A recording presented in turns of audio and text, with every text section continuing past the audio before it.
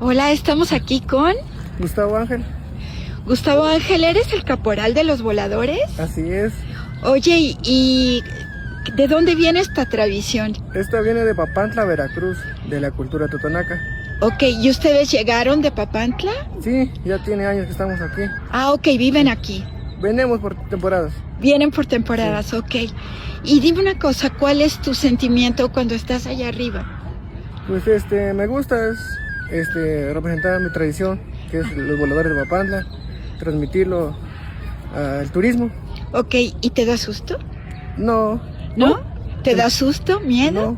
No, ya no tengo miedo. Ya no, No. al principio sí. Al principio sí, Sí, pero se acostumbra uno. y te son como pájaros, ¿verdad? Exactamente. Esa es la tradición, eso es lo que están queriendo decir.